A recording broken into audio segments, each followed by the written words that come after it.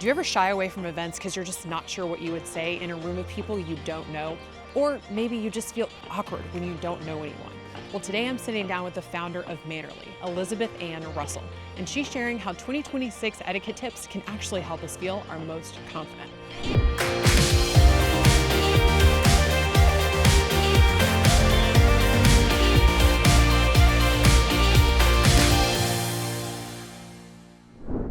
Today I have Elizabeth Ann Russell, and it's three names and one incredible woman. I'm so happy that you're here with me today. Thanks for joining me. Thanks for having me, Jana. So you and I got connected because I was introduced to your brand Mannerly, and it's all about helping us be a better host, be a better guest, be a better friend, just being a better person. But I want to take us back way before Mannerly actually started and talk about your origin story. You went from banking to being kind of a boss in the etiquette industry, but this doesn't seem like a natural trajectory. So can you just give us a snapshot of your story? It has been a winding path, but I'm so thankful for the journey and where it's brought me today. I grew up watching my mom teach etiquette classes. She taught cotillion across North Carolina, and she trained directors to teach across the United States. So grew up just really loving etiquette and what that meant. Went to Chapel Hill for undergrad, wanted to pursue something really serious, so majored in finance, jumped into management consulting, and found myself working at one of the larger banks in town. Loved the people that I met, so I stayed for much longer than I ever expected. And last year, launched Mannerly. I mean, that is so much of your life packed into a very beautifully succinct response. And when I met you, when I first got here, because I think you were launching about the same time as I got this job, and you were taking this step. And one thing that stuck out to me was the fact that you said that your grandmother was really involved in this business, that your mom was a teacher. I believe you were wearing your mom or your grandmother's shoes when I met you. Is that correct? That's true. Yeah. I'm actually wearing my mom's turtleneck right now. So my grandmother taught etiquette for 30 plus years. My mom did as well. She passed away when I was in college, and although I went into the finance world, went into the corporate world, my heart has always been trying to find a way to honor the legacy that she created and treating others with honor and dignity and respect. And the time and the opportunity it came last year to take those steps and try something new. So when you're stepping into this family legacy business in their shoes, which we love, it's something that's really so special, but also something that's not as common that we see. So the first thing I want to dive into is just creating a family legacy business that can be sustained in 2026. So what challenges did you see when you were taking this on to make it tailored to you, but really just honoring that grace, that dignity that your grandmother and your mom brought to this format? I think it's holding true to the core, which for me has always been putting others first. That's etiquette. That's good manners. When we consider others above ourselves, when we're walking through a doorway, allowing them to go first. When we're in line, we're being patient and allowing people to go ahead of us. That's the core remains true, but modernizing it for today. So what does that look like when we're online or in a Zoom meeting? And making it more relevant for every day. Yeah, and I know we're going to dive into a lot of those things because I want to play like a little passe or yay kind of game later to see how you've updated a lot of things. But something that I'm sure you had to navigate in banking, it's like you said, I'm sure you worked with wonderful people, but I'm sure there were stressful situations. So where did you see your etiquette, that grace, that control come into play when you were having to make challenging decisions, when you were at that corporate level and you're having to have tough conversations? How did you handle that and be graceful without necessarily getting walked over? I think kind of two perspectives on that. One, I think it's maintaining your dignity even under fire, and having that composure. We can still be kind in the way that we're communicating, even if we disagree. And that's an art, and that takes a lot of control. And I think secondly, what made me successful in those spaces was considering those that were deep thinkers in the room and not necessarily just the fast talkers or the loudest talkers in the room. So creating a more inclusive atmosphere. And again, that goes back to the heart of etiquette. How do we make more room for others at the table How can we be relentlessly inclusive of others? And that includes in the workplace when we have different thinking styles and learning styles, and that creates better success. I think a lot of times we think of etiquette as somebody who did cotillion, junior assembly, if you know, you know. We think of the punch bowl line. We think of all of the forks and knives that we may or may not know how to use. But something that I love about your content that you share a lot online, that you share in your classes, are not only modernizing those techniques, but also just starting with the basics. So when you think of the basics of manners, you keep saying dignity and respect and honor. So if we feel like we're missing something, if we feel like we're not maybe being respected, how can we start with manners to let that flow into a room where maybe we don't feel like we're owning our space? I think there's a few things we can do if we feel that we are not being respected, maybe in the workplace. And since we do know that appearances are judged in terms of first impressions, and research shows that you make a first impression within less than a second. So our posture, how we're sitting, our body language speaks volumes. How we're dressed, we want to dress the way we want to be addressed.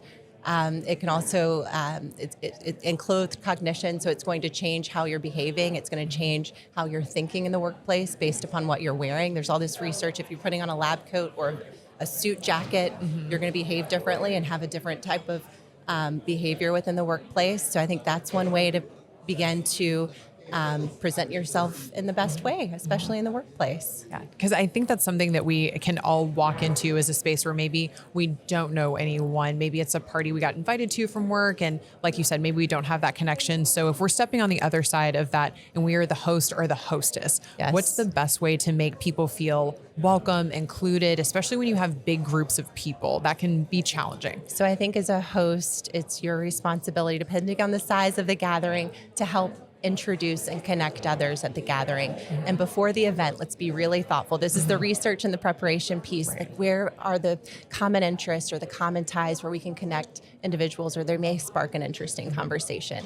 So introducing them, and then not just leaving them hanging, but hey, you guys both love this fabulous artist, or you both, really enjoy gardening, or I know that you love this author.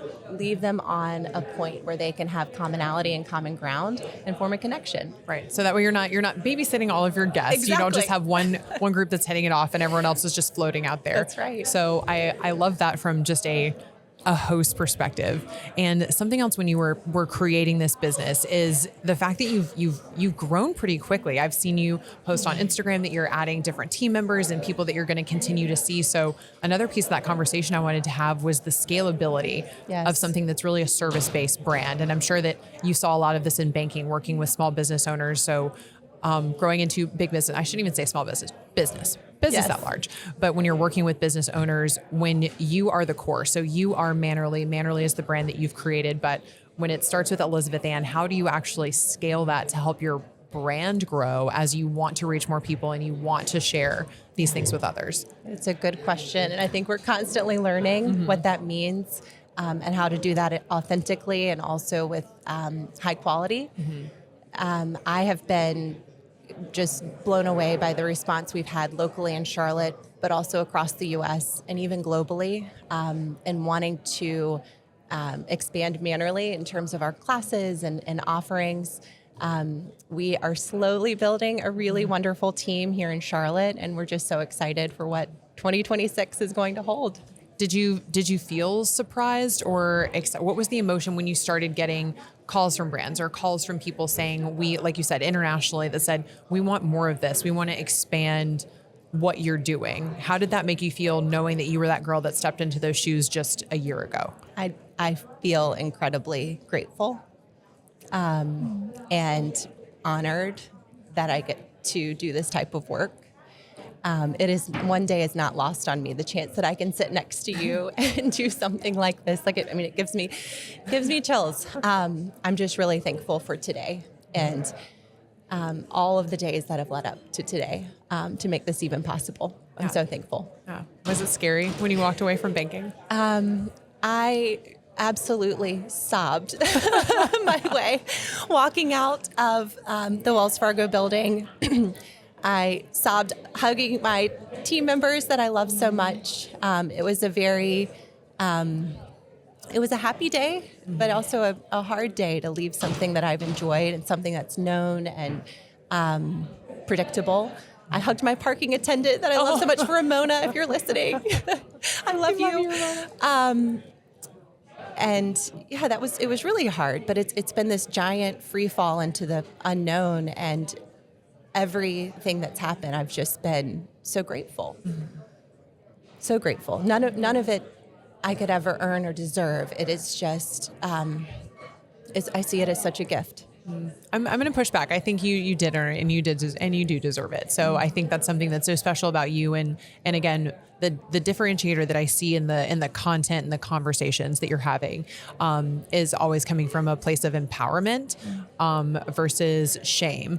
And I think that is where a lot of times we lose the actual grace of etiquette and manners, is that peer down the nose at somebody if they don't know what to do or they don't feel comfortable. And I feel like the empowerment that you bring to people through good manners is something that's really special. So I would say you do deserve it, and you have earned it. So you were very exactly kind. where you need to be, which is right here on Coffee and Conversations. I want to echo that. Like, at any time we make someone feel less than, like, we've missed the point completely. Yeah. You've missed it completely. Yeah. So I agree with you. Always about putting others first. Yeah. Well, like you said, just hugging everyone from your boss to your parking attendant, everyone being on equal footing and ground. But another thing that you do in terms of empowerment is just helping people feel like they are also equipped to be in any space. So what did you start with in terms of Mannerly? I know that you have been coaching and crafting this thing, but what started Mannerly and helping people translate that in power and help them learn so they do feel confident? I have 3 children, and my oldest joined an etiquette class here in Charlotte, and that was kind of my catalyst to begin this chapter. That now is the time. It's something that had been on my heart. I started blogging. Back in our day, we had blogs. Blogging about etiquette. Gosh, I don't even want to date. Many years ago. It's part of Southern etiquette. We don't talk about dates. We don't do it.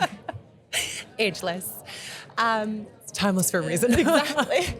Classic. And it just wasn't the right time. And it was. And I think all of the experiences within growing a family and working through many different roles at the bank. And in management consulting, like, that's the experience I needed to have the confidence to take a step, because we know confidence comes from practice. Yes. We don't just step out and feel really strong, but it's doing those reps that's going to build the muscles of having confidence in those areas. Which brought us here. It brought us all the way here. Yes. And did you start with, so you started with kind of your online presence, but when you started giving classes, again, it's something that I know I took, but you said you got a really overwhelming response of people who wanted this. And that was something I wanted to ask you in 2026, when everyone's looking at, okay, I want to be scaling my business. I want my kid to learn tech. I want them to code. I want them to learn AI. Yeah. And you were taking a pretty traditional skill, but making it profitable for your family, but also really, really great for people in the community. Yeah. So how did you craft those classes to make sure that you were setting children up for success in 2026? Like, it might not be like the Scarlett O'Hara days, like we're modernizing things. Yes. So what were some of those key modernizations that you wanted to make sure that people had?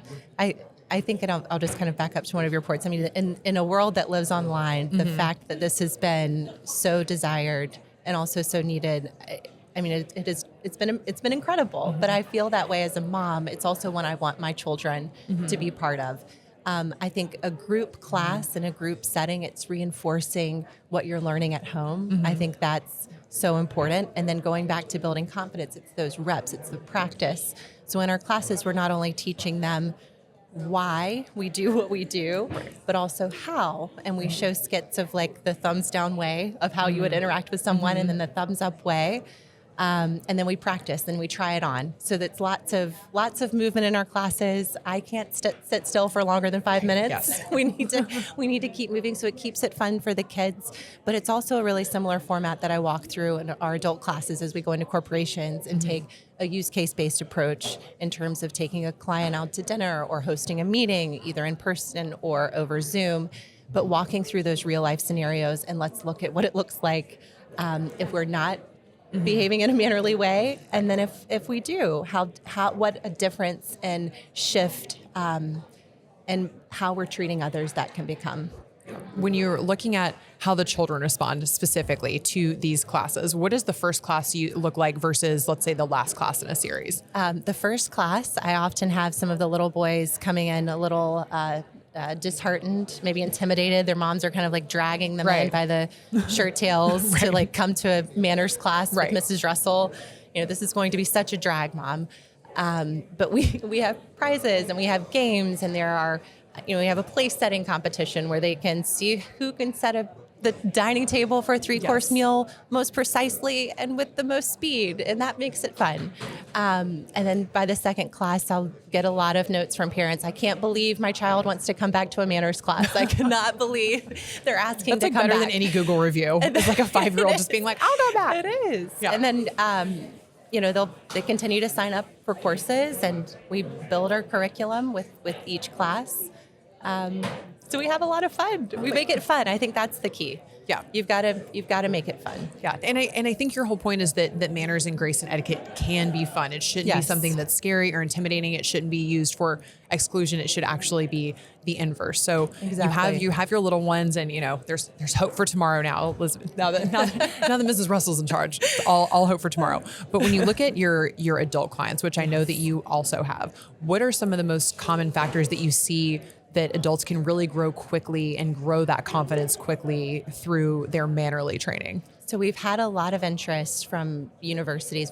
We started to work with universities and corporations with their new hires and also new management classes to work on these social skills that, since 2020, with our world going more digital, we don't have that much practice.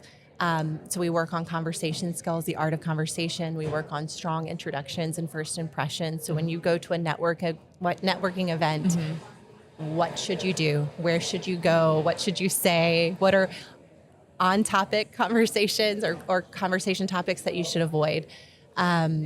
We have a dining etiquette class, which is really important to kind of walk through how you would walk through just a business dinner if you're hosting a client who should sit where, what are you going to do with the bill at the end of the meal so that they can focus on the client relationship and not worry about which fork they're going to use. Yeah. So all of those things, like I said, leading it back to empowerment and confidence, and similar to the change with the little ones, what kind of confidence do you see grow in adults once they feel genuinely equipped to have these professional conversations? So some of our feedback has been our new hires are less awkward. when they're interacting. We have more professionalism just within our office meetings. Our in-person meetings are being run more efficiently, and there's more clarity in those meetings, which is respectful of everyone's time. We should never have a meeting if it's not even required. If you could handle it over email, respect that person's time. This is not the theater. You're not here to give a monologue. No. Don't be that person. No. We're better than that. Exactly. This could have been an email. Exactly. Put it on a tea towel. A cocktail napkin. Could have been a But just the confidence. The confidence. They have the technical skill set. They have the education for these roles, but the social skills are really what can set these companies apart, because they're no longer just representing themselves. They're representing the organizations that have hired them. Right. So bringing that confidence in, and you mentioned 2020, which I think was, listen, I get it. We were all sitting in our beds, ordering DoorDash and watching Tiger King. It was a moment for the whole universe.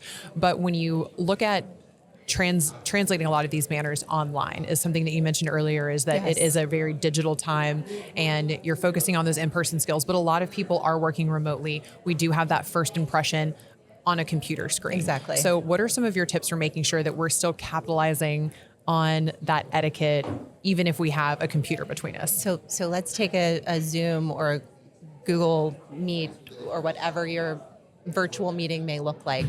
Treat it as you would if you were with someone in person. We should still be dressed for the meeting.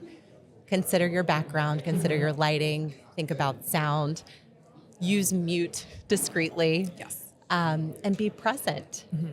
We shouldn't be multitasking when we're within a Zoom meeting. We want to treat it as with much respect as we would if we were in person.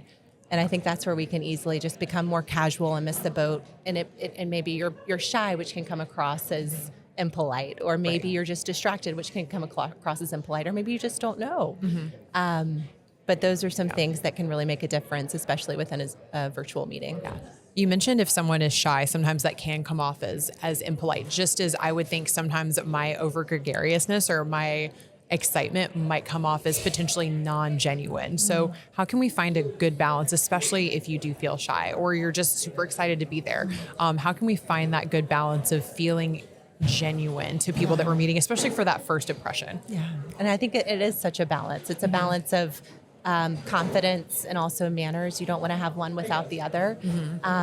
For my students and of all ages that feel a little more introverted, we talk a lot about just body posture. Amy Cuddy wrote a beautiful book on presence, talking about if we have our shoulders back, there's this wonderful cycle that happens where you start to become and feel more confident just based on how you're standing, and then you're going to appear more confident to others. So it's this like self-fulfilling prophecy with just your posture. So standing up tall and making eye contact, even if you are absolutely shaking on the inside, it's going to make a better first impression. I love that piece of feedback. I always think back to Ted Lasso. Did you ever watch that? There's this Rebecca, I love her. She's the owner of the club. If you haven't watched it, you should. And she talks about how before a meeting, even if she is going to be the only woman in the room, or she knows that people don't think she should be there, or whatever, she goes into the bathroom and she just makes herself absolutely as big as she can be. And her friend Keely is looking at her when she does this. She goes, "You're magnificent," you know? And I'm just like, oh, like it really does help when you feel like you can take up this space and not be cocky or not be overconfident, but just very powerful and at ease with the space you're taking. It's very powerful. And for the clients that I work with that may feel overly confident, which is a gift, like what a great thing to make others feel like welcome and comfortable with you because you have that magnetic personality. I encourage them to give a pause instead of jumping in to answer, or a pause when asking someone else a question, just so that there is space for those that are, a little bit, need more time to process, deep thinkers. Yeah. I love that you call them deep thinkers versus introverts or something like that. Like you said, deep thinkers just responding, reflecting. I know that I skew on the more excited golden retriever, just happy to see people vibe. So I find that it is sometimes challenging if somebody is a little quiet. Like I feel like I want to fill the space. Like, do you want me to entertain you? I will dance, or I'll jazz it for you. So how do we also find comfort and grace in the stillness if that's what our guest needs? Yes. And I think it's just a pause, like just being mindful of like a 3 second pause. And I think in a professional setting, you can very gently say, Sally, if you're comfortable sharing, we'd love to hear your perspective on this. Calling someone by name. Yes. I think it's such a beautiful, such a beautiful thing. art. Yes. And if we forget something, I think this is a challenge, especially I'm sure you meet so many people. I try so hard to remember people's names, but if we genuinely don't remember, what is the most graceful way to just ask somebody, hey, can you remind me of your name again? I'm like, I don't ever want to just do that. Way. Just that way. Okay. Let's ask. Yeah. We're human. I can't remember everything. I often will mix someone's name, and I'd rather ask instead of calling them the wrong name. Right. You're calling them the wrong name the whole night. And then you find out actually they had a different name. You're like, wait a minute, I didn't know. I had a friend recently, I'd been introducing her to a colleague of mine, and she said, well, you have my last name misspelled. And I was so thankful she told me. It's like the equivalent of saying, hey, you have spinach between your teeth, and you need a friend to tell you these things. Right. Versus you go to the bathroom 3 hours later and you're like, how long has that been there? Tell your friends.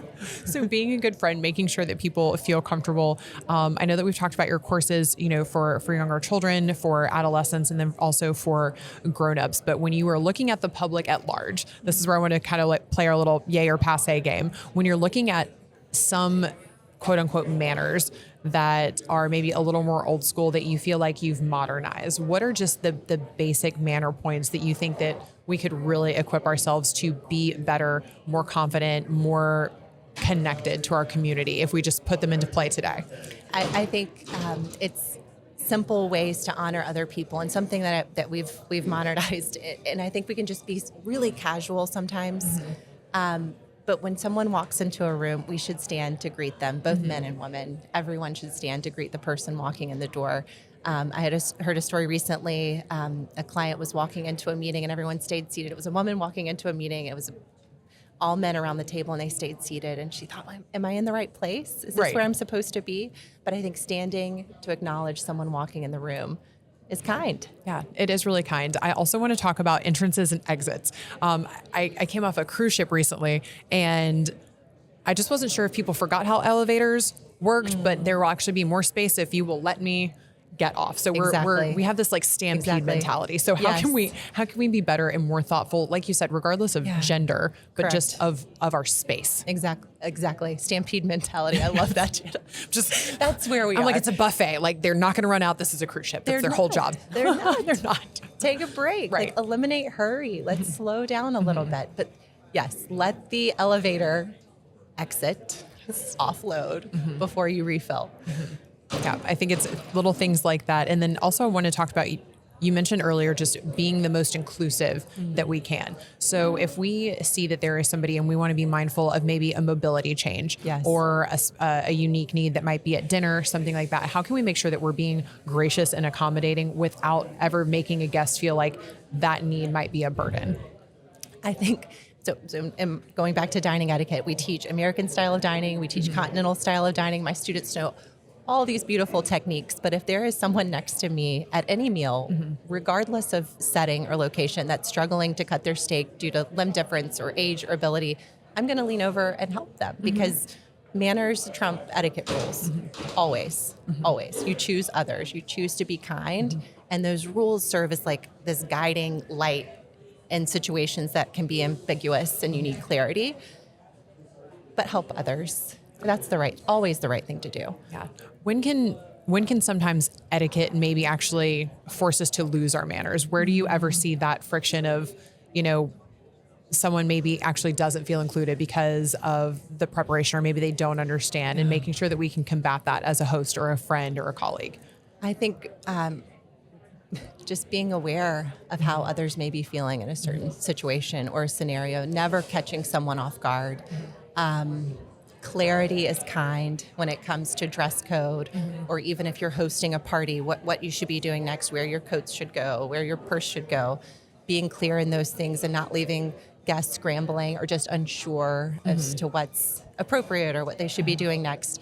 And then I think one of the most impolite things you'll see someone do even online is just calling out an etiquette infraction. I think that is the greatest faux pas there might be. Yes, when it's like etiquette police, because I have seen that online where somebody will say, "Oh, this is how you do a handshake or whatever." First of all, like that's a creator trying to develop content that's going to better other people. But like you said, or if it's not somebody who's even talking about etiquette and they're doing something like, I think that's, you could just keep scrolling. That's always an option. Or just remove it. Let's not allow them to embarrass themselves online. Let's just remove that. Let's just keep it going. Yes. So when you do talk about online etiquette and like you said, different faux pas that you see, what are some things that we might be doing just in a day-to-day that we don't even realize could maybe be exclusionary, or that maybe are kind of a faux pas when it comes to etiquette? Is there anything that people are ever surprised to learn with you? I think we need to pause before we reply to a lot of messages, taking a breath. Always assume the best in others. Tone is really hard to read through digital messages. Always just assume the best. Assume they could have said that in a different voice than the one you hear in your head, right? Just assume a different voice. And assume the best. I think just always assuming everything that we post online is permanent. Never want to say anything you wouldn't read in front of your grandmother. Yes, always a good rule. Right? Yes. Right. What are some of the things like that, like you said, don't share anything you wouldn't want to read in front of Grammy, but some of those classic manner or etiquette cores that you think like do transcend time versus maybe some things like you said that we've changed because we don't have the same rules for men and women and people like we used to, but what are some of those just transcendent things that we should keep in mind? Thank you notes. We all need to be writing handwritten thank you notes, Jana. We need to write more of them.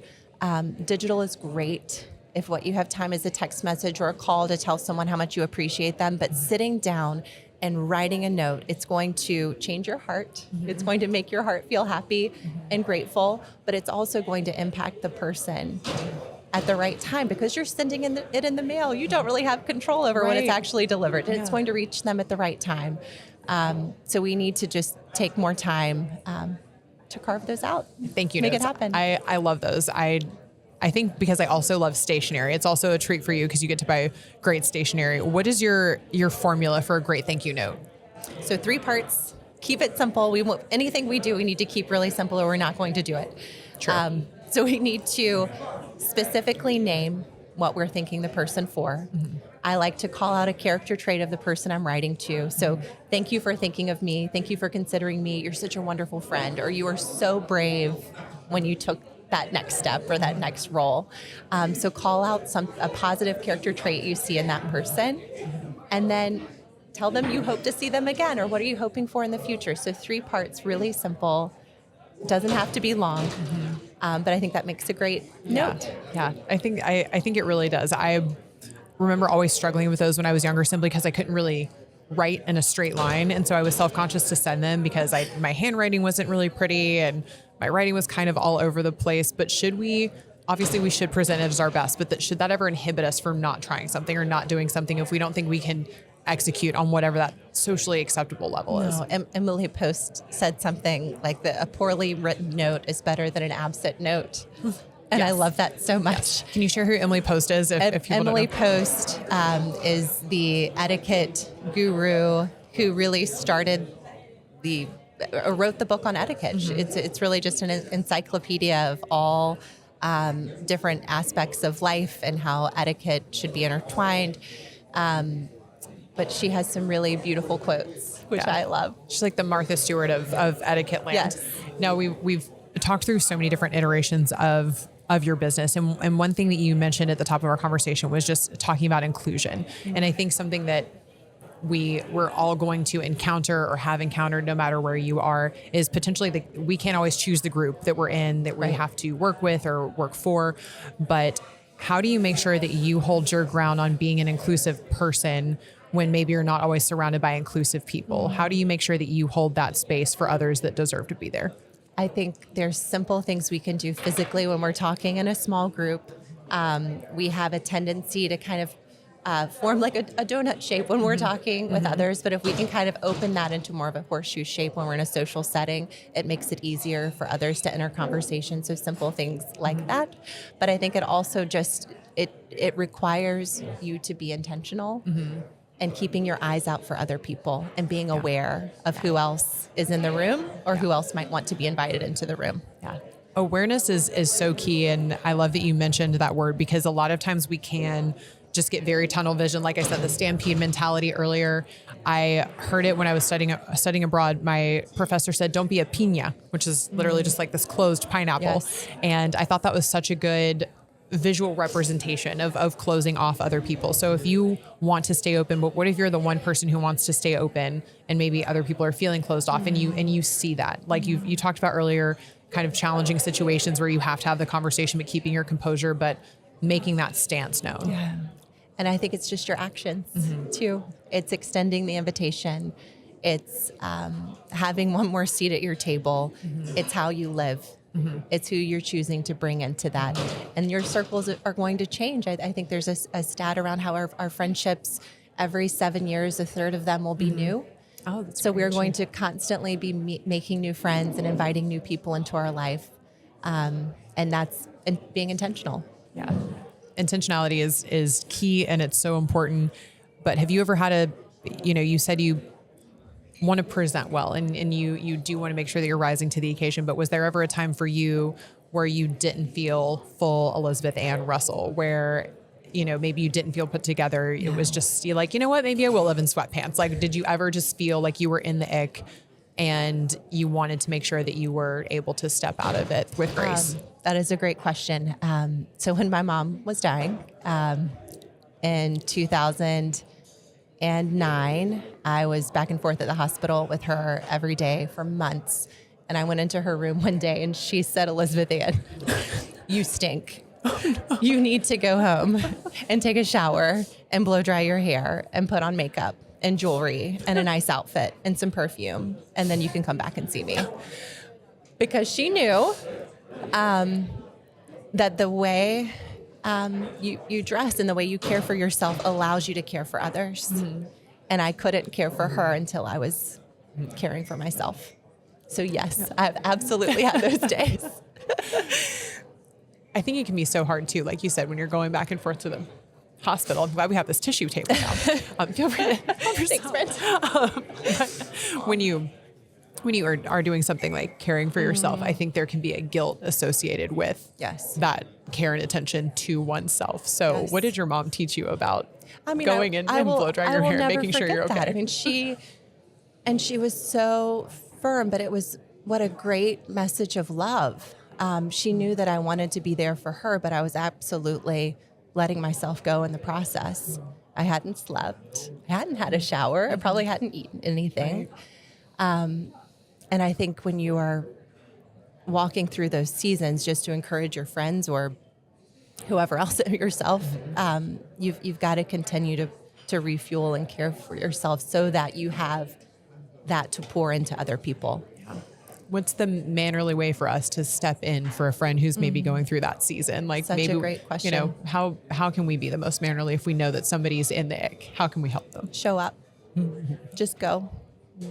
Be the one that brings brownies to their front door. That day I had a friend drive from Raleigh to Charlotte with cookies and just sat with me in the hospital. And I'll never forget that. After her funeral, I had another friend. I was so overwhelmed that came and sat next to me and wrote most of the thank you notes after her funeral because I physically couldn't pick up a pen. Be the friend that listens and just sits next to the person that's walking through something hard. Yeah. Don't ask what you can do. Just do it. Just do it. We know it needs to be done. Yes, So just do it. Just do it. I think that really can be such a good demonstration, and it's the one time that you don't need an RSVP in life is No, just it's when not. when someone needs you. And that's where I think we can lose the connection with others when we are too formal and we allow that to create some sort of boundary because, oh, I haven't been invited over to her house today. There wasn't an invitation extended. Well, if she's hurting, she may just need you there. Yeah. You just show up. Go. Just show up. Show up and help. Now, I'm just thinking your mom. She'd be really proud of you. You know that, right? Thank you. Mom and your grandmother be. That's also just such a mom thing to say. Thank you. Yeah. If we don't have lipstick on, we're not doing it. No. We're not doing it. I am writing a book and hoping to dedicate it to her, which just gave me all the feels last night, just thinking about what I'd want to say. Yeah. What do you want to say? Gosh. Everything. Everything. Everything. Yeah. But more than anything, I'm just thankful. I mean, genuinely thankful. Yeah. And wouldn't change a thing.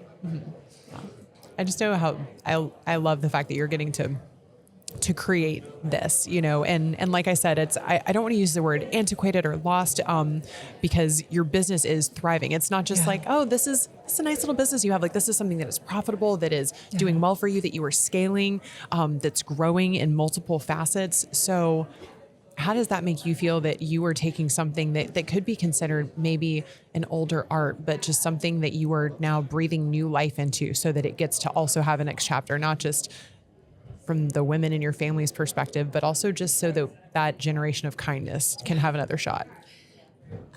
I think I feel so hopeful that the students that go through our program, I'm so excited to think about the impact that they'll have on this world. Like if it's one person that is treating other people differently as a result of our class, like what an impact that could make on this world. And that's what's really inspiring to me. It's so inspiring and something that I'll never forget you saying this to me. I'm paraphrasing, but when I first met you, you were talking about the fact that it's not really the formality. We were talking about place settings or something, and you said something just kind of offhanded, like whether it's paper plates or your grandmother's china, the experience should be the same for your guest. And I thought that was the most inclusive thing you could have said, because I think it's just presenting your best. And if your best is paper plates, then that is great. Yes. And sometimes that's my best. And then other days it might be my grandmother's plates. But how do you empower people to be confident in what their best is in a time where everyone's posting how much they have. Maybe everyone has this big house. Maybe everything looks like an interior designer did it or whatever. But how do you help people feel confident in what they are bringing to the table that they're setting? Because you have something that's so important and so valuable, and it's you. And no one else has that. And what a gift to be invited into someone's home. I think we could do a little better of turning our phones off and taking a few less pictures and just being present with who we're with. She's like, I'm talking to you, Jan. I was like, what if I want to take a picture of the table? She said, do it after. Good point. Good point. Yes. No. So just making sure that we are present in those moments. Yes. I feel like I've led us down a crime path and here. not allowing the situation to slow you down from inviting someone in. We had an ice storm. I'll put that in air quotes over the weekend. We had some winter weather this Saturday and Sunday. And we had some neighbors that ended up coming to our backyard, and we invited them all in. I did not have dinner planned, but we were able to put together a meal for, there may have been 30 people in my house. And we just used what we had. We had paper plates and paper towels, but we were together, and that's what matters. That's hospitality. I love that you said that. And I feel like I led us down more of an emotional road than I meant to. But one thing I also want to brag about with your brand is, like I mentioned, it's scaling, it growing, and just seeing some of the things that you really love. But you also have a beautifully aesthetic brand, and I would encourage you to go see her things online. It's just a food for the soul, because everything is really beautiful and very intentional. But how did you get to that portion of your business, finding that Mannerly brand that felt true and authentic and classy, because we are talking about manners and etiquette, but also that just really felt like Elizabeth Ann? It's a great question. And I'm not sure I have a good answer. I think I want people to feel welcome and joyful when they come in my home. I love color. A lot of blue. But I will say that there's nothing precious in my home. I'm really clear with all the classes I teach. Like we'll sit at a beautiful table, and I'll say, what's the most important thing at this table? And they'll say, oh, Mrs. Russell, it's the tablecloth, or it's this silver fork, it's the flowers. I'm like, no, it's you. You are what matters. You are the most precious thing at this table. I don't care if this plate breaks and we drop this or lose this one. Like, you are what matters. That's what's important. That's beautiful. It's the truth. Because I think we all, especially in grown-up land, we're like, well, this cost a certain amount, or this took X amount of work to get or to acquire. So how does that help recalibrate us in our grown-up minds to make sure that we are focusing on the person being the most important versus the plate? And I want my eyes to see people and not the things. Like, that's my hope. And that we can cut through all the noise of everything else around us and focus on people and their heart. Like, that's what's important. If somebody wants to just step into a world where they feel like they can be more mannerly, more confident, what are just your 3 keys that you want people to remember if they're feeling self-conscious or scared or like they're not a fit somewhere? You are important. You do belong. You have infinite worth and value. Put your shoulders back. Smile. Look for someone's eye color and be brave. Be bold and practice meeting new people. It's not easy. We're all going to feel scared on the inside, but it's the practice that's going to make you feel more confident. Don't wait until you feel confident to step out.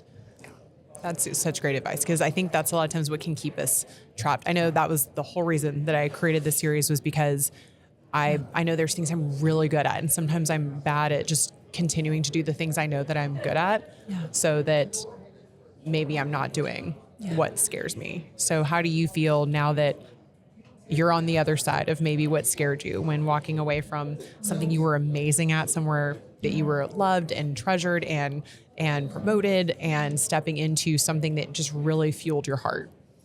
I still get nervous doing this. I get nervous sitting here next to you, Jana. But it's just practice. And I hope I always feel a little nervous doing something like this. It means I'm alive, right?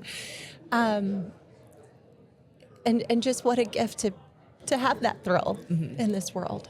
Yeah. So something I ask all of my guests before I let them go is what fills your cup at the end of the day? Coffee and conversation. So we got to bring up a coffee cup. I love reading books with my kids. That is the best part of my day. My husband reads a lot to them. There's a pretty thick book we're reading through together, and then there's a book we're reading to our children. But that's the absolute best part of my day. And I'm really sad when we miss those moments. Life gets in the way if there's a sports practice or we have some sort of an event, but those are that fills my cup. And that's the absolute best. I feel like I have one bonus question for you. I'm so sorry, hubby. Yes. We talked all about business and not so much about you, but when we talk all about etiquette, I think our whole conversation has been about maybe people outside of our home. So how do you make sure that you're mannerly to your partner, to your kids? How do you make that a mindfulness at your house? A note on your partner. So I think choosing your words are incredibly powerful. Pausing before we react, I think helps a lot. And then also relentlessly speaking highly of your partner in front of other people. I think we can have a culture where it's almost cool to cut someone down. And let's be honest, it's a lot easier to do that, right? But it takes effort. And if we can be intentional about building that person up, I think there's something that happens in their soul that can really change. Yeah. And same for your kids. I think it's great to praise them in front of other people and tell them when they've done a great job. Yes, there's plenty of discipline. Like that's part of parenting, and it's not easy. And a lot of this is really, really hard. Every day is really hard. Yes. But I think choosing your words and praising them in front of other people is something we don't do enough of. Yeah. Like you said, words are so powerful. They can do so much. So thank you for sharing your really wise words with us today. I appreciate you. Thank you for having me. We feel a little more mannerly and hopefully a lot more confident, but I want to make sure that we can stay connected with you. So everybody go from coffee and conversations to a beautiful mannerly experience, either online or definitely check out one of her classes. Elizabeth Ann, thank you so much. Thank you. To everybody out there, thank you so much for joining me for Coffee and Conversations. Now, if you want more stories of motivation, inspiration, and empowerment that can fill up your cup when it's empty, no matter where you are, I invite you to subscribe to our channel for more.